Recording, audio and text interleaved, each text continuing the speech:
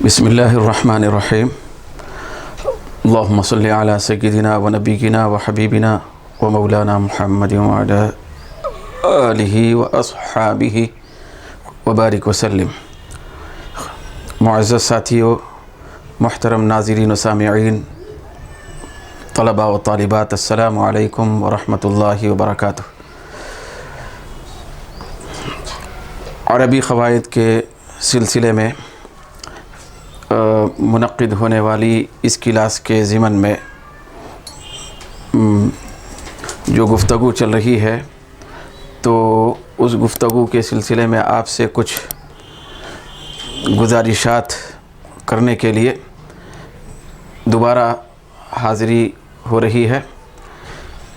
دوستو، جیسا کہ آپ جانتے ہیں کہ کل کی کلاس میں ہم نے سرسری طور پر فعل امر کی گردان کا کچھ جائزہ لینے کی کوشش کی تھی، تو آج انشاءاللہ تبارک و تعالی مزید آگے بڑھتے ہوئے فعل امر کو اس کے ترجمے کے ساتھ یہاں پیش کیا جا رہا ہے۔ تو آپ کے سامنے یہ بات آ چکی ہے کہ فعل امر یہ فعل مضارع سے بنایا جاتا ہے۔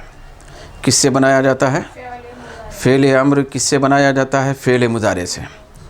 فعل مضارع سے فعل امر بنانے کے لیے سب سے پہلا کام ہمیں یہ کرنا پڑتا ہے کہ فعل مضارع کے اوپر جو علامت آ چکی تھی فعل مضارع کی تا کی شکل میں، تو اس کو گرا دینا پڑتا ہے، اس کو ساخت کرنا پڑتا ہے۔ جب اس علامت کو گرا دیا جائے گا تو باقی کام فعل امر بنانے کے سلسلے میں آسان ہو جائے گا۔ مگر دوستو، یہ جو گردان ہے تو مکمل پوری گردان یہاں پر 14 صیغوں پر مشتمل لکھ دی گئی ہے مع ترجمہ۔ مگر خاص بات یہاں پر آپ کو یہ دکھائی دے رہی ہوگی کہ فعل امر کی گردان مع ترجمہ جب لکھ دی گئی ہے یہ تو ابتدا کے یہ جو 6 صیغے لکھے گئے ہیں، افعل، افعلا، پھر افعلو، پھر اس کے بعد ہے افعلی، افعلا، افعلنا، بالکل اس کے بازو میں اس کا ترجمہ بھی لکھ دیا گیا ہے۔ افعل کا ترجمہ ہے کر تو ایک مرد، پھر افعلا کا ترجمہ ہے کرو تم دو مرد، پھر یہاں آ رہا ہے تیسرے نمبر کا صیغہ افعلو، تو اس کا ترجمہ ہے کرو تم سب مرد، پھر چوتھے نمبر کا جو صیغہ ہے وہ واحد مؤنث کا ہے، تو اس کے اندر ترجمہ ہوگا کر تو ایک عورت، پھر اس کے بعد افعلا، اس کا معنی ہے کرو تم دو عورتیں، پھر اس کے بعد جو جمع مؤنث کا ترجمہ ہے صیغہ ہے اس کے اندر ترجمہ ہوگا صیغے کے ساتھ افعلنا کا ترجمہ ہوگا کرو تم سب عورتیں۔ مگر دوستو، یہاں آپ غور سے دیکھیں، یہاں فعل امر کے 6 صیغے جو حاضر سے تعلق رکھتے ہیں، جس کے اندر تو تم کا ترجمہ آ رہا ہے، تو ان 6 صیغوں کے بازو میں سائیڈ میں حاضر کے صیغے لکھ دیے گئے ہیں۔ یہ دیکھیے، حاضر کے صیغے، حاضر کے صیغے کے الفاظ یہاں پر ایک مخصوص نشاندہی کرنے کے لیے لکھے ہوئے ہیں، یہ عمدن لکھ دیے گئے ہیں۔ یہ حاضر کے صیغے ہیں، تو لازمی بات ہے کہ یہ جو بازو میں آنے والے صیغے ہیں جن کے اندر وہ کا ترجمہ ہے، تو یہ غائب کے صیغے ہیں۔ جیسے مثال کے طور پہ دوستو لیفعل یہ جو غائب کا صیغہ ہے، لیفعل، لیفعلا، پھر لیفعلو، لتفعل، لتفعلا، لیفعلنا، یہ 6 صیغے غائب کے صیغے کہلاتے ہیں جن کے اندر وہ کا ترجمہ پایا جاتا ہے۔ تو ان صیغوں کا ترجمہ، پھر ان صیغوں کا ترجمہ مختلف ہے۔ پھر اس کے نیچے دیکھیے متکلم کے جو 2 صیغے ہیں، لیفعل، پھر اس کے بعد ہے لنفعل، یہ 2 صیغے متکلم کے کہلاتے ہیں، ان کا ترجمہ بھی دیکھیے ذرا مختلف ہے ان 6 صیغوں سے۔ تو اب دیکھیے ان کا ترجمہ کیسے ہو رہا ہے، غائب کے صیغوں کا اور متکلم کے صیغوں کا ترجمہ کس نوعیت کا ہو رہا ہے، ذرا ملاحظہ فرمائیں۔ لیفعل، اس کا ترجمہ میں نے یہاں لکھا ہے کرنا چاہیے وہ ایک مرد۔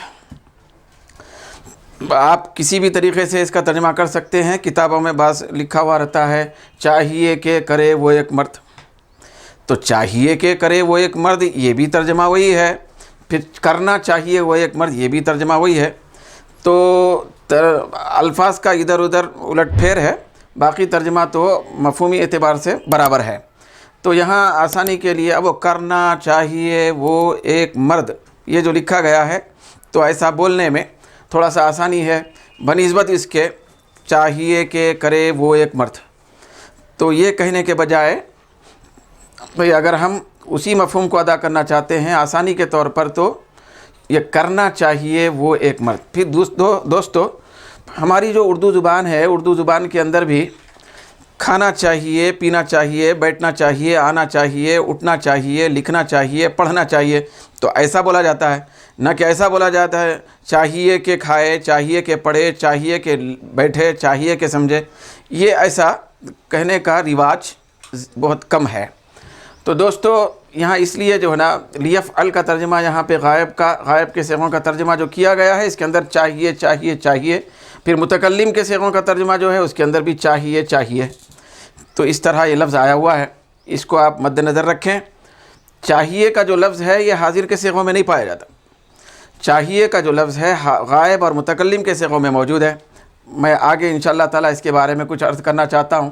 فی الوقت یہاں دیکھیے لیفعل، یہ غائب کے صیغوں میں سے پہلا صیغہ ہے، اس کا ترجمہ دی کرنا چاہیے وہ ایک مرد۔ پھر دوسرے نمبر کا جو صیغہ ہے غائب کا لیفعلا، یہ ہے کرنا چاہیے وہ دو مرد۔ لیفعلوا یہ جمع مذکر غائب کا صیغہ ہے، تو لہذا اس کا ترجمہ دیکھیے اسی نوعیت کا ہے، کرنا چاہیے وہ سب مرد۔ پھر ہے لتفعل، تو یہ واحد مؤنث غائب کا صیغہ ہے فعل امر میں، تو یہ ہے کرنا چاہیے وہ ایک عورت۔ پھر یہ ہے لتفعلا، کرنا چاہیے وہ دو عورتیں، لیفعلنا کرنا چاہیے وہ سب عورتیں۔ یہ غائب کے صیغے ختم ہو گئے، اس کا ترجمہ بھی ہو چکا ہے۔ یہ اب متکلم کا ترجمہ اور اس کے صیغے یہاں پیش کیے جا رہے ہیں۔ لیفعل، اس کا ترجمہ دیکھیے کرنا چاہیے میں ایک مرد یا میں ایک عورت، میں ایک عورت۔ پھر اس کے بعد نیچے تثنیہ اور جمع کا صیغہ ہے، تثنیہ اور جمع کے ترجمے پر مشتمل ایک صیغہ لنفعل، تو اس کا ترجمہ دیکھیے کرنا چاہیے ہم دو مرد یا ہم دو عورتیں۔ دو عورتیں وہ ہم چونکہ لفظ گزر چکا ہے اس حساب سے وہاں مراد ہو جاتا ہے، اس لیے میں نے یہاں درج نہیں کیا، مگر ہم کہنا چاہیں تو کہہ لے سکتے ہیں کرنا چاہیے ہم دو مرد یا ہم دو عورتیں، یا ہم سب مرد یا ہم سب عورتیں، ہم کے ترجمے سے تعلق ہے اس کا۔ پھر یہ جو لیفعل کا جو صیغہ ہے واحد متکلم کا، تو یہ میں کے ترجمے سے اس کا تعلق ہے۔ تو یہ بارہا میں اور ہم وغیرہ کا فرق اس سے پہلے ماضی اور مضارع میں آپ کے سامنے بیان کیا جا چکا ہے۔ تو دوستو کہنا یہ ہے فعل امر کی گردان ہے، یہ پوری 14 صیغوں پر مشتمل ہے، لیکن یہ جو صیغے ہیں غائب اور متکلم کے، تو اس کے اندر چاہیے کا لفظ ہے، جبکہ فعل امر کے یہ جو ابتدائی صیغے ہیں حاضر کے صیغے، جن کے بازو میں لکھ دیا گیا، نشاندہی کی گئی ہے حاضر کے صیغے، تو ایسے ہی میں نے یہاں پہ درج نہیں کیا کہ غائب کے صیغے متکلم کے صیغے، حالانکہ غائب کے صیغے ہیں متکلم کے صیغے ہیں، ابھی میں نے آپ کے سامنے تفصیل بیان کی، لیکن یہ خاص طور پہ حاضر کے صیغے کہہ کر یہاں لکھنے کی کیا ضرورت ہے؟ تو دوستو اس کے اندر خاص ایک مقصد ہے، ایک حکمت ہے، وہ یہ ہے جیسا کہ میں نے کل بھی عرض کیا تھا، یہ جو فعل امر ہے، فعل امر کا زیادہ تر تعلق حاضر سے ہی ہے، یعنی امر جس کو حکم دیا جاتا ہے اس کے اندر جو حکم پایا جاتا ہے اس کا تعلق کس سے ہے؟ حاضر سے۔ سامنے جو شخص موجود ہے، جو ہمارا مخاطب ہے، جو ہمارے سامنے موجود ہے، اس کو کسی کام کے کرنے کا حکم ہم دیتے ہیں، تو کام کو کرنے کا جو حکم دیتے ہیں تو کوئی دور شخص ہے، کوئی شخص امریکہ میں بیٹھا ہوا ہے، تو اس شخص کو ہم یہاں سے کام کو کرنے کا حکم تو نہیں دے سکتے، کام کو کرنے کا حکم نہیں دے سکتے، پھر اپنے آپ کو بھی کوئی کام کرنے کا حکم اپنے آپ کو بھی نہیں دے سکتے۔ اگر دیکھا جائے تو زیادہ تر کوئی کام کے کرنے کا حکم جو دیا جاتا ہے تو وہ صرف اکثر وہ حاضر کے صیغوں کے زمرے میں دیا جاتا ہے، حاضر کے صیغے ہی امر ہے، ایسا سمجھیے۔ میں نے اس سے پہلے کل عرض کیا تھا کہ تقریباً 90% بھیا امر کا تعلق اور حکم کا تعلق حاضر کے صیغوں سے ہے۔ یہ 6 صیغے ہیں، زیادہ تر انہی صیغوں کے ذریعے سے حکم دیا جاتا ہے، بھئی انہی صیغوں کے ذریعے سے۔ غائب اور متکلم کے جو صیغے آتے ہیں ان کے اندر بھی حکم ہوتا ہے، لیکن وہ حکم برائے نام ہوتا ہے۔ دوستو یہاں پہ بازو میں لکھا ہوا ہے، اسی لیے یہ دیکھیے حقیقی امر، یہ دیکھیے حقیقی امر جو حقیقت میں امر ہے، جس کے اندر حقیقت میں حکم پایا جاتا ہے وہ ہے افعل والا صیغہ اور اس کے بعد والے 5 صیغے، یعنی مطلب حاضر کے صیغے۔ یہ افعل کا صیغہ لکھنے کا مطلب یہ ہے کہ اس کے ذریعے سے نشاندہی ہو جائے حاضر کے جو صیغے ہیں وہ حقیقی امر ہے، نہ کہ یہ لیفعل یفعل لنفعل والے جو صیغے ہیں یہ حقیقی امر ہے۔ یہ بھی امر ہے، آپ کہیں گے کہ نہیں امر کی گردان میں تو یہ آتا ہے، تو دوستو امر ہونے کا انکار نہیں ہے، لیکن حقیقی امر ہونے کا انکار ہے۔ حقیقی جو امر ہے، حقیقت میں جو حکم دیا جاتا ہے، پھر حقیقت میں جو امر ہوتا ہے وہ ان 6 صیغوں کے اندر پایا جاتا ہے، حاضر کے صیغوں میں۔ تو یہ جو ہے افعل افعلا افعلو افعلی افعلا افعلنا کے صیغے، تو ان کو یہاں میں نے حقیقی امر کے کھاتے میں ڈالا۔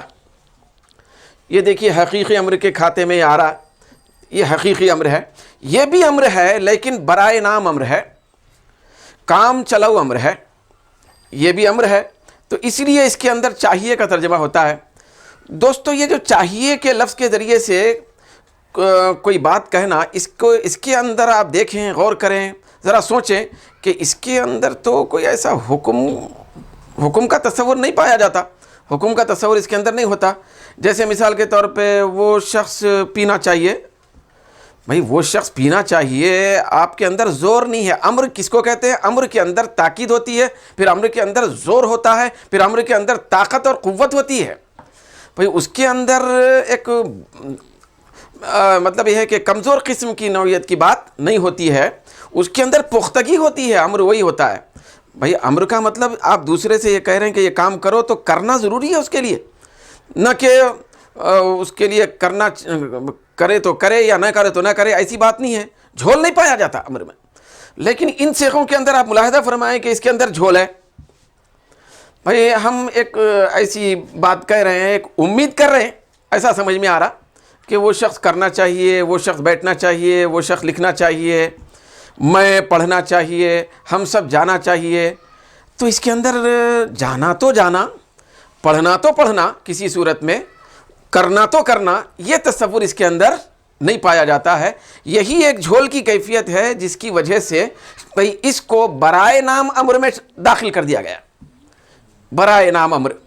تو اب گھوم پھر کے یہ بات ثابت ہو رہی ہے، آپ کے سامنے آ چکی ہوگی، آپ کسی حد تک سمجھ گئے ہوں گے دوستو بچوں کہ حقیقی امر کا تعلق ان 6 صیغوں سے ہی ہے، جس کے اندر ٹھوس بات ہوتی ہے، جس کے اندر مضبوط کیفیت ہوتی ہے حکم کے دیے جانے کی اور حکم کو طلب کرنے کی۔ وہ ہے تو پڑھ، تم دونوں جاؤ، تم سب لکھو، تم سب بیٹھو۔ یہ جو کیفیت ہے یہ بہت زیادہ تاکید والی کیفیت، مضبوطی والی کیفیت اور جھول سے دور والی کیفیت یہ ان 6 صیغوں میں پائی جاتی ہے۔ تو اسی لیے میں نے یہاں پر حاضر کے صیغے کہہ کر خاص طور پہ اس کی نشاندہی کی ہے۔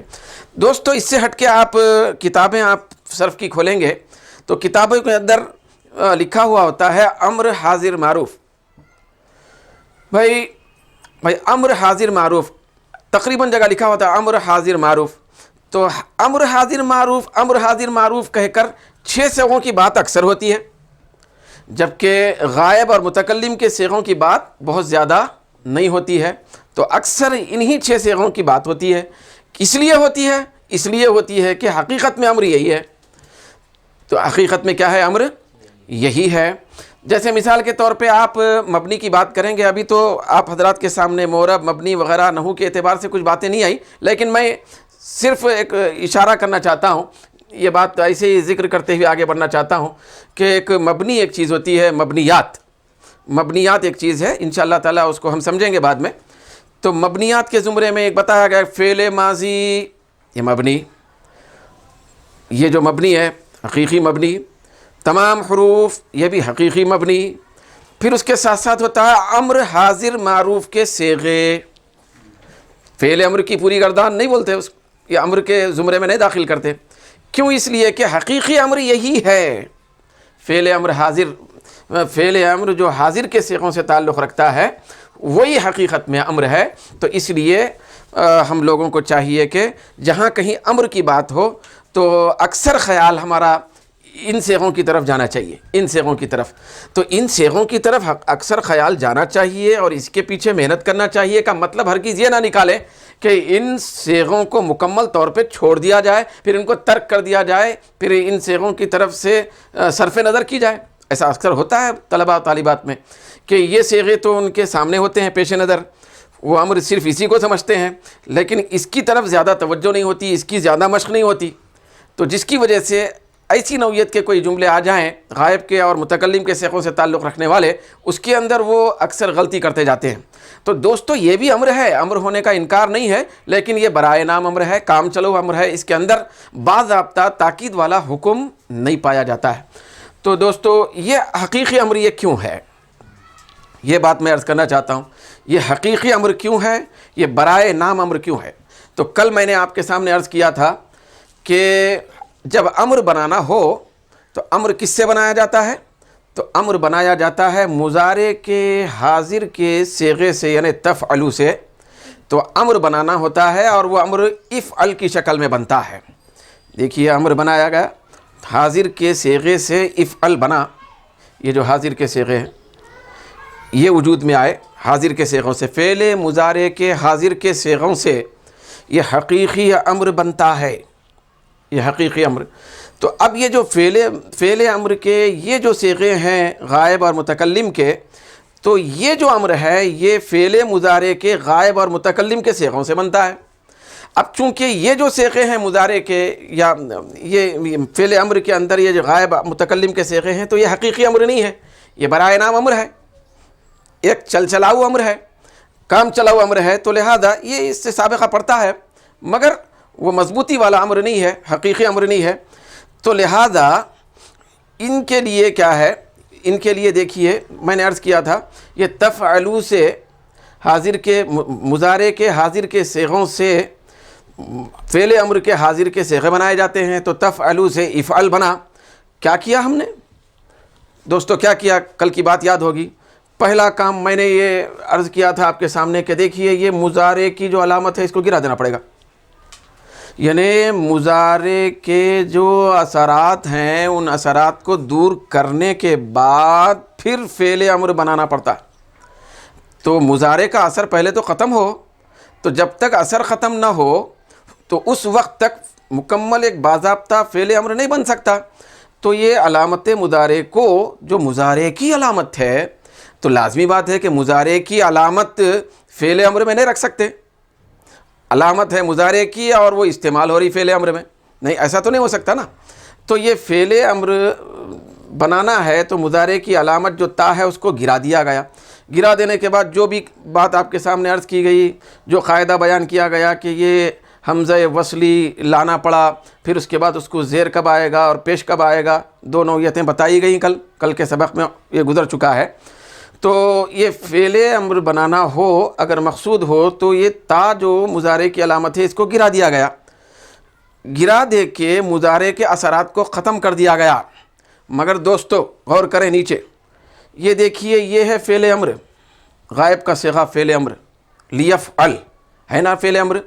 لیکن دوستو یہ کس سے بنا؟ یفعلو سے بنا. اچھا یفعلو سے بنا، یفعلو سے جب بنا تو یہ جو یا ہے یہ کیا ہے؟ یہ مضارع کی علامت ہے. جس طرح تا مضارع کی علامت ہے، یا بھی مضارع کی علامت ہے. وہ جو چار علامتیں آپ کے سامنے آ چکی ہیں، الف تا یا نون، تو یہ بھی مضارع کی علامت ہے.